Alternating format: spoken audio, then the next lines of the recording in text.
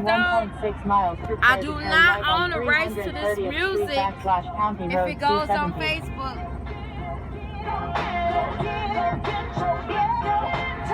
In Iowa, stuff getting wild out here today. These people tripping.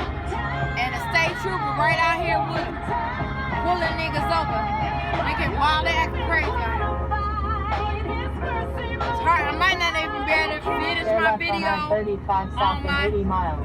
on my most memorable moments because they acting so messed up out here. They bringing the heat. Them boys. Because they clowning.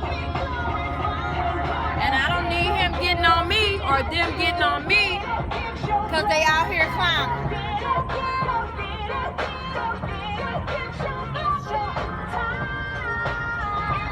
Your girl Trucker Precious Stone here. Okay, we looking at a 1,000,000-mile driver. That would be me, baby. This year, I don't have 1,000,000 miles yet. But if I had to do the numbers, what month is this? This month is March, and I think I'm gonna give myself. I'm probably at about 900, and I would say I'm about maybe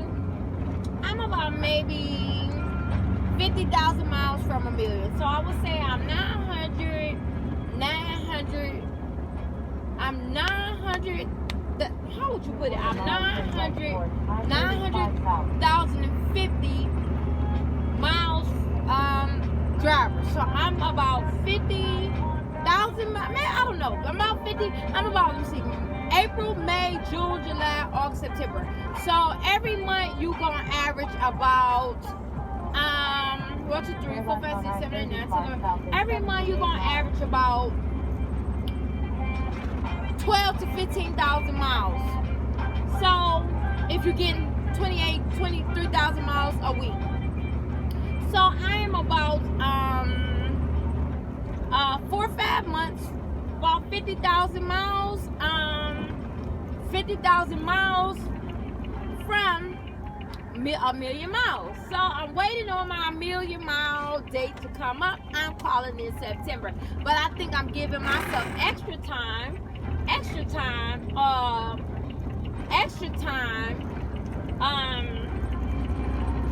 just to be on the safe side that I'm not calling this 1,000,000-mile thing too early. And I truly have 1,000,000 miles. Now, usually OTR drivers can get their 1,000,000 miles.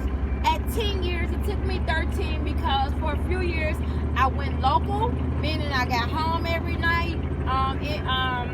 When I lived back in Detroit in between Atlanta and Dallas for like 2 years. So when I lived, me and my ex-boyfriend Tyrone, when I lived in Detroit in between Atlanta and, because I moved to Atlanta for 5 years, then I moved back to Detroit for 2 years, then I moved back to Dallas. I've been to Dallas about 8 years. So when I moved back to Detroit, I did local with a company called Reliable Transportation, and I ran containers out the CSX rail yard.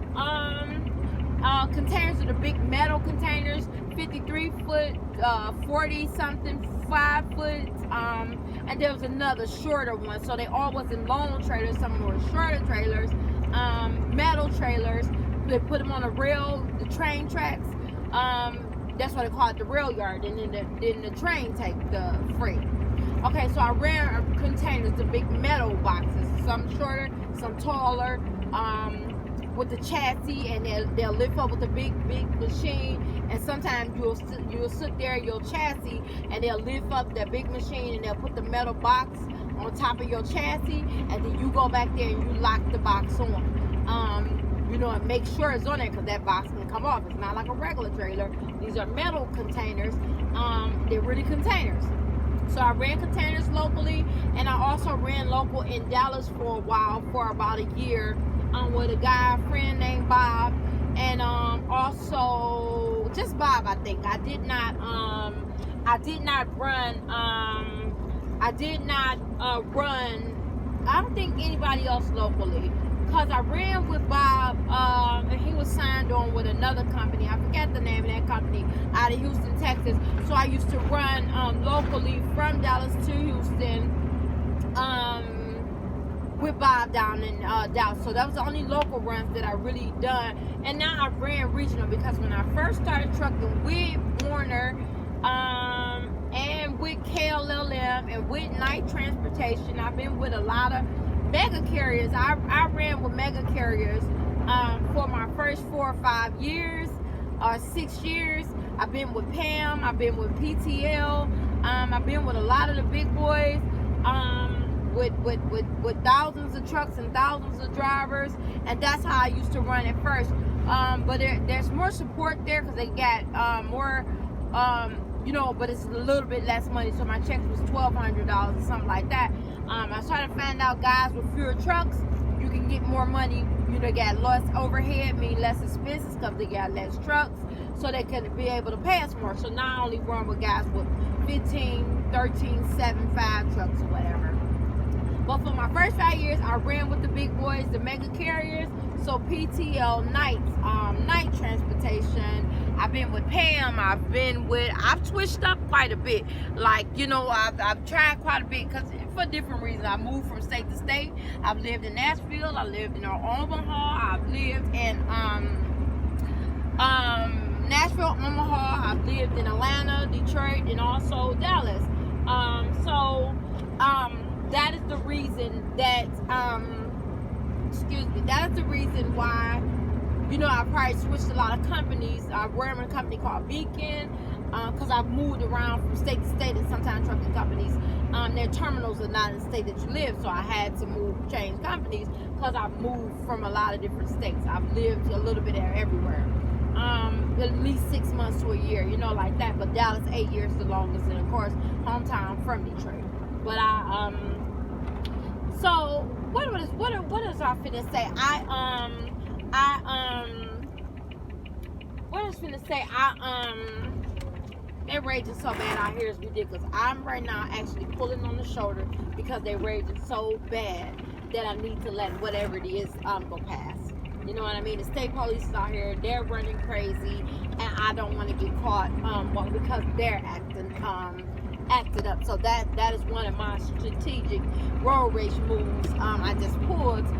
When they out here clowning, they raging so bad, it's almost ridiculous. But I'm just ignoring them, amen, like I normally try to do, and just be safe around them.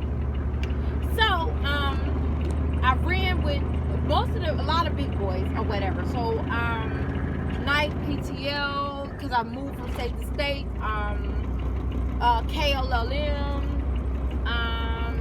I've done it maybe in all type of guys, smaller trucks, a few guys in between. I've been driving 13 years, so of course I've changed companies a few times, So, okay, getting back to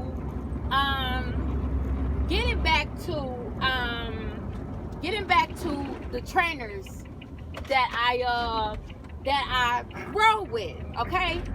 I rode with, the first trainer I had was a black lady. I forget her name. She was older than I was 27 when I first started trucking. So me and her, we started off good. She was cool. Everything was, I'm gonna have to get off here in a minute, y'all. I'm gonna do these videos later, because they raging so bad. The state troopers out here, and it's getting absolutely ridiculous. I mean, like, some days they rage, and sometimes they're worse than others. I don't know what is going on this way.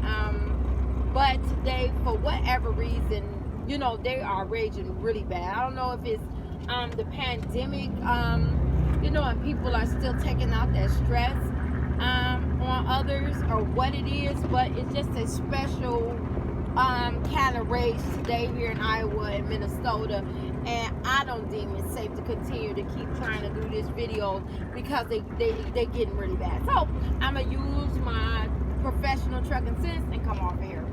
But I'm trying to finish a little bit of this story. Okay, so I was trying with the black lady. Everything was cool. I was 27 years old when I started trucking.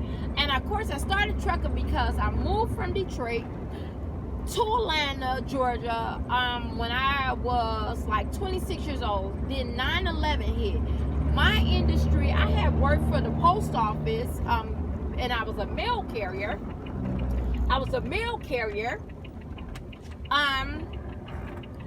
then, but mainly I was with the airline industry and with the car rental industry before I started trucking. So I worked for Avis Rental Car for 2 or 3 years.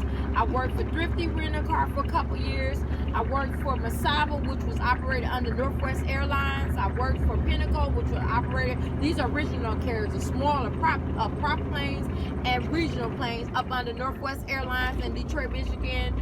I've worked for Masaba, which is another regional carrier.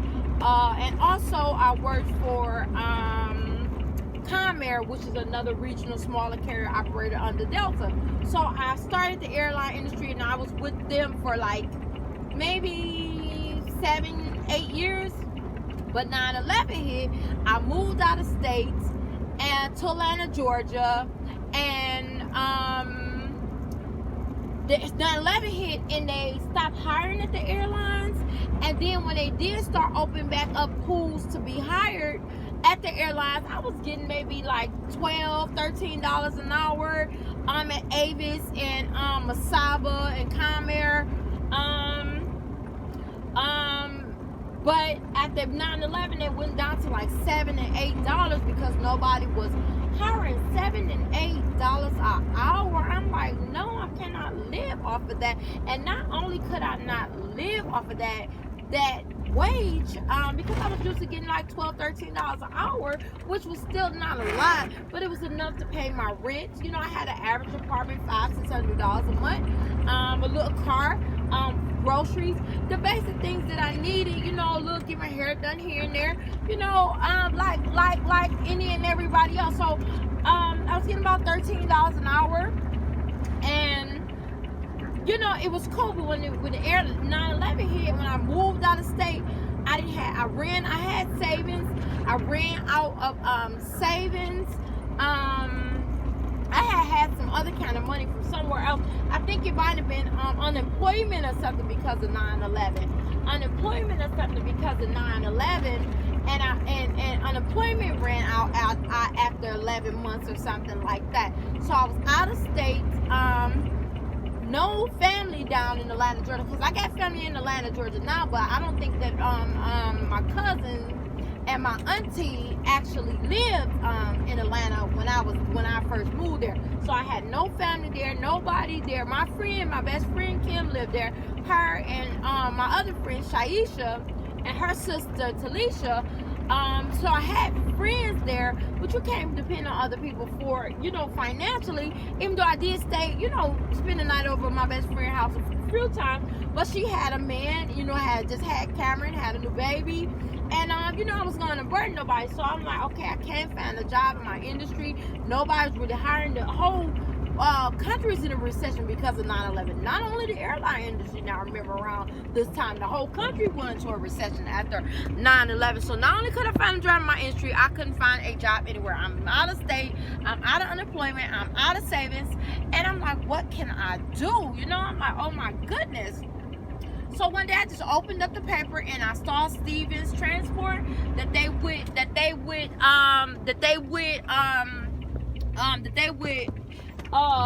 you know, pay for everything, your flight or your bus ticket to Dallas, Texas.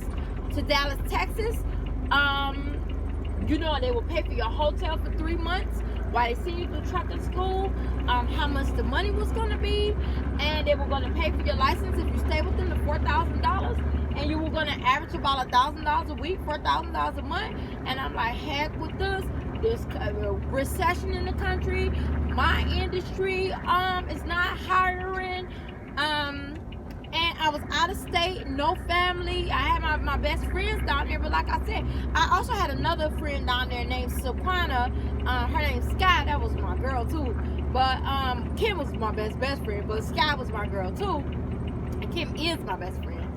We just, you know, kind of don't see each other as much. I live out of state.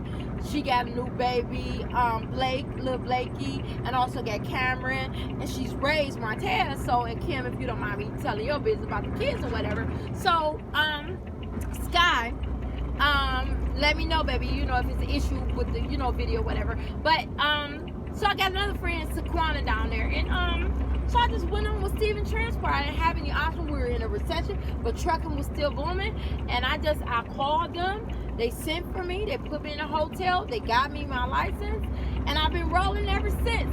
But I got to get back to these trainers because this is where, okay, because the black lady I started, we were cool at first. I was 27. She probably was about 43 years old. And everything was good at first.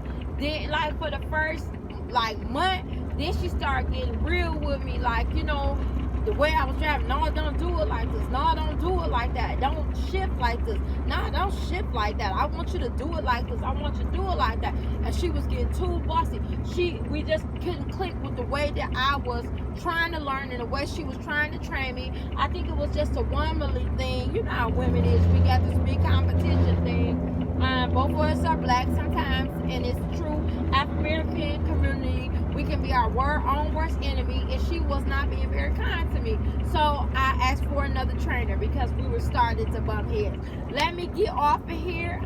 This is your girl Trucker Precious Stone with my most memorable moments as a trucker out here. Y'all have a blessed day. Let me get off of here. God bless.